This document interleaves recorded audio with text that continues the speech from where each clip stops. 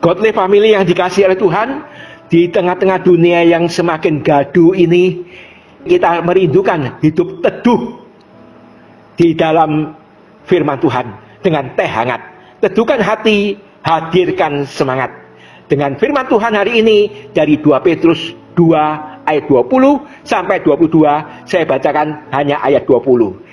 Jika mereka oleh pengenalan mereka akan Tuhan dan Juru Selamat kita Yesus Kristus telah melepaskan diri dari kecemaran-kecemaran dunia, tetapi terlibat lagi di dalamnya, maka akhirnya keadaan mereka lebih buruk daripada yang semula. Godly family yang dikasihi oleh Tuhan, timbul pertanyaan, apakah mereka yang berbalik kembali kepada kecemaran dunia ini, berbalik dari kebenaran itu, sungguh-sungguh mereka itu tertanam di dalam iman, sungguh-sungguh sejati di dalam pengenalan mereka akan Tuhan Juru Selamat kita Yesus Kristus? Mereka itu ternyata hanya sejenak mengenal kebenaran, tetapi kemudian mereka berbalik, terlibat lagi di dalam kecemaran-kecemaran hidup yang lama. Ini menjadi peringatan bagi kita sebagai godly family, supaya kita sungguh-sungguh terpanggil untuk menjaga hidup kita di dalam kekudusan. Bukan hanya kita menerima Yesus Kristus sebagai Juru Selamat, itu adalah Kristus untuk kita. Kita juga mau Kristus tinggal di dalam diri kita. Itulah kekudusan, sehingga hidup kita benar-benar konsisten untuk semakin tertanam, semakin melekat kepada Tuhan. Kita sungguh-sungguh boleh menyatakan buah keselamatan dengan perbuatan baik, dengan sungguh-sungguh meninggalkan kecemaran dunia ini, dan kita boleh hidup menyatakan pengenalan akan Tuhan semakin limpah di dalam kebajikan dan kebijakan. Jangan sampai kita menjadi orang Kristen tomat, yaitu tobat lalu kumat lagi, berbalik dari hidup yang baru kembali kepada hidup yang lama yang cemar. Sehingga di dalam ayat 22 kita mengenal peribahasa tentang sifat babi yang kembali ke kubangan, yaitu hidup jorok kembali, dan anjing yang kembali mengendus muntahannya.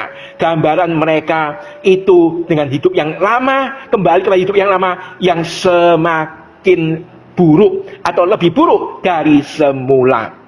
Oleh sebab itu, godly family yang dikasihi oleh Tuhan, marilah kita hidup terus bertumbuh bersama-sama di dalam pengenalan akan Yesus Kristus, berpegang pada janji-janji Allah, berjaga-jaga, selalu berdoa, dan jangan kembali kepada cara hidup yang lama yang cemar. Kita selalu waspada dan siaga melalui hidup melekat kepada Tuhan, hidup di dalam kuasa Roh Kudus yang telah menguduskan kita, membawa kita kepada segala kebenaran, sehingga kita semakin hari kita semakin mengenal Tuhan, hidup dalam kekudusan, dan kita penuh dengan buah kebenaran yang dikerjakan oleh Tuhan Yesus Kristus. Oleh sebab itu, kiranya Tuhan menolong kita sekalian supaya kita menjadi murid-murid Kristus di zaman ini, sehingga kita dapat memuliakan Tuhan dengan hidup kita. Mari kita tunduk kepala, kita berdoa. Terima kasih ya Tuhan, karena Engkau sudah menyelamatkan kami orang-orang yang berdosa. Kami mengenal Yesus Kristus mati untuk kami. Itulah keselamatan.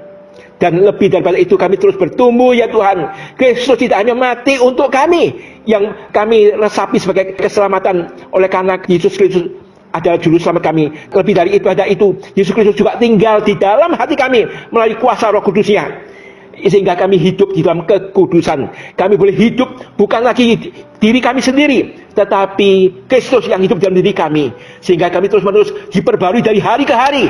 Kami tidak kembali kepada kecemaran yang membawa hidup yang lebih buruk, tetapi kami boleh hidup di dalam kehidupan yang baru, hidup yang memuliakan Tuhan, hidup yang limpah kebajikan dan kebijakan, penuh dengan buah Roh Kudus, buah kebenaran.